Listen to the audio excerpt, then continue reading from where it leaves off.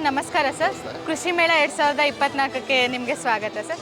Sir ನಮ್ಮ ಫಾರ್ಮರ್ಸಿಗೆ ನಮ್ಮ ರೈತರಿಗೋಸ್ಕರ ಈ ನಿಮ್ಮ ಕಂಪ್ನಿ ಬಗ್ಗೆ ಮತ್ತು ಸೋಲಾರ್ ಎನರ್ಜಿ ಬಗ್ಗೆ ನೀವೇನು ಹೇಳಕ್ಕೆ ಇಷ್ಟಪಡ್ತೀರಾ ಸರ್? ಇಲ್ಲಿ ಏನು ನೋಡ್ತಾ ಇದ್ದೀರಿ, ಇದು ಕದಮ ಅಗ್ರಿಟೆಕ್ ಅಂದ್ಬಿಟ್ಟು ನಮ್ಮ ಕಂಪನಿ ಇದೆ. ಕರ್ನಾಟಕದಲ್ಲಿ ನಾವು ಸೋಲಾರ್ ಪಂಪ್ ಸೆಟ್ಟನ್ನು ಸಿನ್ಸ್ ಒಂದು 10 ವರ್ಷದಿಂದಲೂ ಇನ್ಸ್ಟಾಲ್ ಮಾಡಿ ಕೊಡ್ತಾ ಇದ್ದೀವಿ. ಈ ರೈತರಿಗೆ ಏನಾಗಿದೆ, ಹಗಲು ಟೈಮಲ್ಲಿ ಪವರ್ದು ತುಂಬ ಸಮಸ್ಯೆ ಆಗುತ್ತೆ. ಅಂದರೆ ಅವರ ಲೇಬರ್ ಅವೈಲಬಿಲಿಟಿ ಇರಲಿ ಅಥವಾ ಅವರು ಮಾನಿಟ್ರಿಂಗ್ ಮಾಡೋದು, ನೀರನ್ನು ಎಲ್ಲೂ ಹೋಗ್ತಾ ಇದೆ ಅದ್ರ ಬಗ್ಗೆ ನೋಡಬೇಕು ಅಂತ ಇದ್ದರೆ ರಾತ್ರಿ ಟೈಮಲ್ಲಿ ಪವರಲ್ಲೆಲ್ಲ ತುಂಬ ಕಷ್ಟ ಆಗುತ್ತೆ. ಹಗಲಲ್ಲಿ ಸ್ವಲ್ಪ ಪವರ್ದು ಡೇ ಫುಲ್ ಸಿಗ್ತಾ ಇಲ್ಲ, 2 ಗಂಟೆ 3 ಗಂಟೆ ಆ ಥರ ಸಿಗ್ತಾ ಇದೆ. ಅದರಲ್ಲೂ ಕೂಡ ಈ ಬೋರ್ವೆಲ್ ನಂಬರ್ಸ್ಗಳು ಗೌರ್ಮೆಂಟ್ಗೂ ಕೂಡ ಕೌಂಟ್ ಸಿಗದಷ್ಟು ಆಗೋಗ್ಬಿಟ್ಟಿದ್ದಾವೆ. ಅದರಿಂದ ಏನಾಗ್ತಾಯಿದೆ, ಸರಿಯಾದ ಕ್ವಾಲಿಟಿ ಇರೋ ಪವರ್ ಆಯಿತು, ಜೊತೆಗೆ ಅವ್ರ ಟೈಮ್ಗೆ ಸಿಗ್ತಾ ಇಲ್ಲ. ಸೊ ಅದಕ್ಕೆ ತುಂಬ ಜನ ರೈತರು ಈ ಸೋಲಾರ್ ಪಂಪ್ ಸೆಟ್ ಕಡೆ ಕನ್ವರ್ಟ್ ಆಗಿ ಬರ್ತಾ ಇದ್ದಾರೆ. ನಾವು ಈಗ ತುಂಬ ಸಾವಿರಾರು ಪಂಪ್ ಸೆಟ್ಗಳನ್ನ ಇನ್ಸ್ಟಾಲ್ ಮಾಡಿ ಕೊಟ್ಟಿದ್ದೀವಿ, ಹ್ಯಾಪಿಯಾಗಿ ರನ್ ಮಾಡ್ತಾ ಇದ್ದಾರೆ.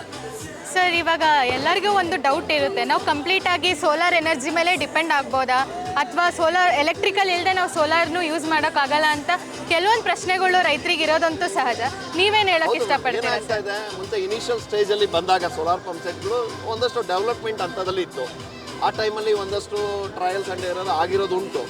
ಬಟ್ ಇತ್ತೀಚೆಗೆ ನಾವು ಈಗೇನು ಸುಮಾರು ವರ್ಷದಿಂದ ಇನ್ಸ್ಟಾಲ್ ಮಾಡ್ತಾ ಇದ್ವಿ, ಅಲ್ಲಿ ತೊಗೊಳೋಂಥ ಕಂಪನಿಯ ಪ್ರಾಡಕ್ಟ್ ಚೆನ್ನಾಗಿದ್ದರೆ ಮತ್ತು ಅವರ ಸೆಲೆಕ್ಷನ್ ಇರುತ್ತೆ. ಕೆಲವ್ರಿಗೆ ಏನಾಗುತ್ತೆ, ಬೋರ್ವೆಲ್ಗಳು ಇರುತ್ತೆ, ಅವರ ಆಳ ಏನೋ ಇರುತ್ತೆ, ಅಥವಾ ಕೆರೆಗಳಿಗೆ ಹಾಕ್ತಾರೆ, ಅಲ್ಲಿ ಅವರ ಹೆಡ್ ರೇಂಜ್ ಬೇರೆ ಇರುತ್ತೆ, ಮತ್ತು ಅವರ ಡ್ರಿಪ್ ಇರಿಗೇಷನ್ ಮೆಥಡ್ ಇರುತ್ತೆ. ಡ್ರಿಪ್ ಇರಿಗೇಷನ್ ಇರ್ಬೋದು ಅಥವಾ ಸ್ಪ್ರಿಂಕ್ಲರ್ ಬಳಸ್ತಾ ಇರ್ಬೋದು. ಅಂದರೆ ಅವ್ರ ಇರಿಗೇಷನ್ ಮೆಥಡ್ ಏನಿದೆ ಅದನ್ನು ನಾವು ಎಲ್ಲದನ್ನೂ ಚೆಕ್ ಮಾಡಿ ಅವ್ರಿಗೆ ಬೇಕಾಗಿರೋಂಥ ಪಂಪ್ ಸೆಲೆಕ್ಷನ್ ಆಯಿತು ಮತ್ತು ಅವ್ರಿಗೆ ಬೇಕಾಗಿರೋಷ್ಟು ಪವರ್ ಸೆಲೆಕ್ಷನ್ ನಾವು ನೀಟಾಗಿ ಮಾಡಿಕೊಟ್ರೆ 100% ಚೆನ್ನಾಗಿ ವರ್ಕ್ ಆಗುತ್ತೆ. ಸೋಲಾರ್ ಪಂಪ್ ಸೆಟ್ ಮೇಲೆ 100ಕ್ಕೆ 100ರಷ್ಟು ಪ್ಯೂರ್ ಸೋಲಾರಿಂದನೇ ಅವ್ರ ತೋಟ ಎಲ್ಲದನ್ನೂ ಮೇಂಟೈನ್ ಮಾಡ್ಬೋದು. ಸರ್ ಇವಾಗ ರೈತರು ಕಂಪ್ಲೀಟಾಗಿ ಅವರೇ ದುಡ್ಡು ಹಾಕಿ ತೊಗೊಳೋಂಥ ಶಕ್ತಿಲೂ ಒಂದೊಂದ್ಸಲ ಇರಲ್ಲ ಸರ್. ಸೊ ಗೌರ್ಮೆಂಟಿಂದ ಏನಾದರೂ ಸಬ್ಸಿಡೀಸ್ ಇದೆಯಾ? ಲಾಸ್ಟ್ ಇದೇನಾಗಿದೆ, ಪ್ರಮೋಷನಲ್ ಮಾಡೋ ಟೈಮಿಂದನೂ ಶುರುವಾಗಿ ಸಾಕಷ್ಟು ಥರದ ಸಬ್ಸಿಡಿಗಳನ್ನು ಗೌರ್ಮೆಂಟ್ ಕೊಡ್ತಾ ಬಂದಿದೆ. ಇನಿಷಿಯಲ್ ಸ್ಟೇಜಲ್ಲಿ ಥ್ರೂ ನಬಾರ್ಡಿಂದ ಒಂದಷ್ಟು ಸಬ್ಸಿಡಿಗಳನ್ನು ಕೊಡ್ತಾ ಇದ್ರು. ಅದಾದ ನಂತರದಲ್ಲಿ ನಮ್ಮ ಈಗ ಕರ್ನಾಟಕದಲ್ಲಿ ಬಂದು ಸ್ಪೆಷಲಿ ನಮ್ಮ ತೋಟಗಾರಿಕಾ ಇಲಾಖೆಯಿಂದ ರೈತರಿಗೆ ಸಬ್ಸಿಡಿ ಕೊಡ್ತಾ ಇದ್ದಾರೆ. ಅದಲ್ಲದೇನೂ ಕ್ರೆಡಾಲ್ ಅಂತ ಒಂದು ಡಿಪಾರ್ಟ್ಮೆಂಟ್ ನಮ್ಮ ಕರ್ನಾಟಕ ರಿನ್ಯೂಬಲ್ ಎನರ್ಜಿ ಬೋರ್ಡ್ ಅವರು ಇದ್ದಾರೆ, ಅವರಿಂದನೂ ಸಬ್ಸಿಡಿ ಸಿಗ್ತಾ ಇದೆ.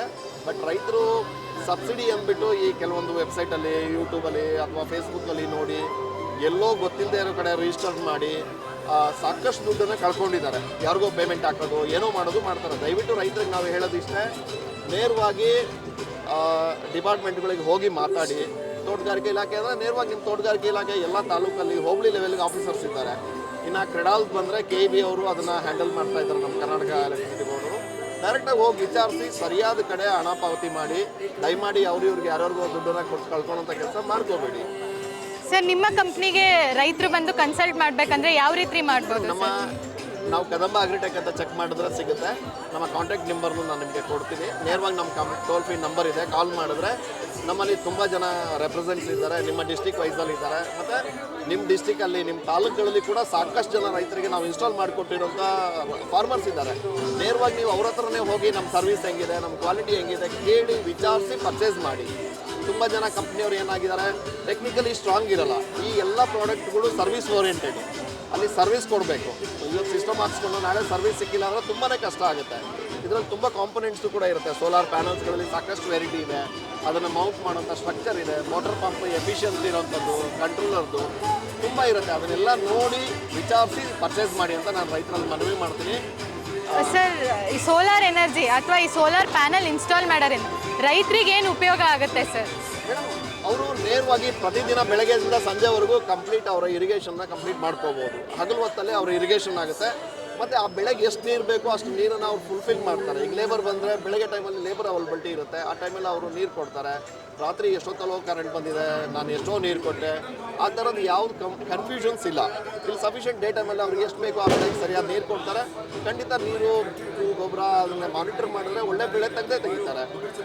ಸರ್ ಇವಾಗ ಇದನ್ನು ಹ್ಯಾಂಡಲ್ ಮಾಡೋದು ನಮ್ಮ ರೈತರಿಗೆ ಅಷ್ಟೇ ಸುಲಭ ಇದೆಯಾ ಸರ್? ಅಥವಾ ಮೇಡಮ್ ಸ್ವಲ್ಪ ಇದರ ಇನಿಷಿಯಲ್ ಕಾಸ್ಟು ಜಾಸ್ತಿ ಆಗುತ್ತೆ ಅನ್ನೋದು ಬಿಟ್ಟರೆ ಇದರಲ್ಲಿ ಮೇಂಟೆನೆನ್ಸ್ ಅಂತ ಏನೂ ಇರೋದಿಲ್ಲ. ಈ ಪ್ಯಾನಲ್ಗಳ ಮೇಲೆ ಏನಾದರೂ ಡಸ್ಟ್ ಕೂತಿದೆ, ಮಳೆಗಾಲದಲ್ಲಿ ಪಾಚಿ ಕಟ್ಟಿದೆ ಅಂದರೆ ಅದನ್ನು ಒಮ್ಮೆ 2 ಬಾರಿ ಕ್ಲೀನ್ ಮಾಡಿಕೊಂಡ್ರೆ ಸಾಕಾಯಿತು. ಇನ್ನು 5 ವರ್ಷದವರೆಗೆ ಕಂಪ್ಲೀಟ್ ಫ್ರೀ ಸರ್ವಿಸ್ ನಾವೇ ಕೊಡ್ತೀವಿ. ಪ್ಯಾನಲ್ಗಳಿರ್ಬೋದು, ಮೋಟ್ರ್ ಆಗ್ಬೋದು, ಪಂಪ್ ಆಗ್ಬೋದು, ಅದರ ಕಂಟ್ರೋಲರ್ ಇರುತ್ತೆ ಅದಕ್ಕಾಯಿತು. ಮತ್ತು ಈ ಕಂಟ್ರೋಲರಿಗೆ ಕೂಡ ತುಂಬ ಥರದ್ದು ಪ್ರೊಡಕ್ಷನ್ಸ್ ಇರುತ್ತೆ. ಲೈಕ್ ಡ್ರೈ ರನ್ ಪ್ರೊಡಕ್ಷನ್, ಬೋರಲ್ಲಿ ನೀರು ಖಾಲಿ ಆಗಿದೆ ಅಂದರೆ ಆಫ್ ಮಾಡುತ್ತೆ, ಬೇಕಾಗುವಷ್ಟು ಪವರ್ ಜನರೇಟ್ ಆಗ್ತಿಲ್ಲ ಅಂದರೆ ಆಫ್ ಮಾಡುತ್ತೆ. ಆ ಥರದ್ದೆಲ್ಲ ಪ್ರೊಡಕ್ಷನ್ ಸಿಗುತ್ತೆ.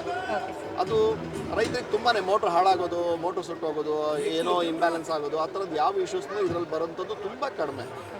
ಆ ಥರ ಬಂದರೂ ನಿಮ್ಮ ಸರ್ವಿಸಸ್ ಫಾರ್ಮರ್ಗೆ 5 ವರ್ಷ ಫ್ರೀ ಸರ್ವಿಸೇ ಕೊಡ್ತಾ ಇದ್ವಿ. 5 ವರ್ಷದ ನಂತರದಲ್ಲೂ ಸರ್ವಿಸ್ ಸಿಗುತ್ತೆ. ಸೊ ಅದೇನು ಚಾರ್ಜ್ ಇದೆ ಅದನ್ನು ಚಾರ್ಜ್ ಮಾಡ್ತಾ ಇದ್ದೀವಿ. ಇದೇ ಮೊದಲನೇ ಸರಿನಾ ಸರ್ ನೀವು ಕೃಷಿ ಮೇಳದಲ್ಲಿ ಸ್ಟಾಲ್ ಹಾಕಿರೋದು? ಸುಮಾರು 7-8 ವರ್ಷದಿಂದನೂ ಬರ್ತಾ ಇದ್ದೀವಿ. ಪ್ರತಿ ವರ್ಷ ಇಲ್ಲಿ ನಾವು ಬಂದು ಪಾರ್ಟಿಸಿಪೇಟ್ ಮಾಡ್ತಾ ಇದ್ದೀವಿ. ತುಂಬ ಜನ ರೈತರು ನಮ್ಮ ಹತ್ರ ಇನ್ಫಾರ್ಮೇಷನ್ ತೊಗೊಳ್ತಾ ಇದ್ದಾರೆ. ತುಂಬ ಜನ ಇನ್ಸ್ಟಾಲ್ ಕೂಡ ಮಾಡ್ತಾ ಇದ್ದಾರೆ. ಎಸ್ಪೆಷಲಿ ನಮ್ಮ ಜಿ ಕೆ ಅವರಿಗೆ ತುಂಬಾ ಥ್ಯಾಂಕ್ಸ್ ಹೇಳೋದಕ್ಕೆ ಇಷ್ಟಪಡ್ತೀನಿ. ತುಂಬ ವ್ಯವಸ್ಥಿತವಾಗಿ ಮಾಡ್ತಾರೆ. ರೈತರು ಲಕ್ಷಾಂತರ ರೈತರುಗಳು ಬಂದು ವಿಸಿಟ್ ಮಾಡ್ತಾರೆ. ಒಂದು ಜಾಗದಲ್ಲಿ ರೈತರಿಗೆ ಈ ಥರದ್ದೆಲ್ಲ ಇನ್ಫಾರ್ಮೇಷನ್ ಸಿಗೋಂಥ ವ್ಯವಸ್ಥೆಯನ್ನು ಮಾಡೋದು ಅಷ್ಟು ಸುಲಭದ ಮಾತಲ್ಲ. ತುಂಬ ಅಚ್ಚುಕಟ್ಟಾಗಿ ತುಂಬ ಚೆನ್ನಾಗಿ ಮಾಡ್ತಾರೆ. ನಾವು ಆ ವಿಷಯಕ್ಕೆ ಜಿ ಕೆ ವಿಕೆಗೂ ನಾವು ಥ್ಯಾಂಕ್ಸ್ ಹೇಳೋದಕ್ಕೆ ಇಷ್ಟಪಡ್ತೀವಿ. ತುಂಬ ಧನ್ಯವಾದಗಳು ಸರ್. ನಿಮ್ಮ ಟೋಲ್ ಫ್ರೀ ನಂಬರ್ ನಮ್ಮ ರೈತರಿಗೆ ಸಿಕ್ಕರೆ ಅವ್ರಿಗೆ ಇನ್ನೂ ಉಪಯೋಗ. ಖಂಡಿತ ನಮ್ಮ ಆಫೀಸ್ ಅಡ್ರೆಸ್ಸು ಮತ್ತು ನಂಬರನ್ನು ನಿಮಗೆ ಕೊನೆಯಲ್ಲಿ ಕೊಡ್ತೀನಿ. ನಿಮಗೆ ಅದರಲ್ಲಿ ನೀವು ಡಿಸ್ಪ್ಲೇ ಮಾಡ್ಬೋದು. Okay sir, thank you sir.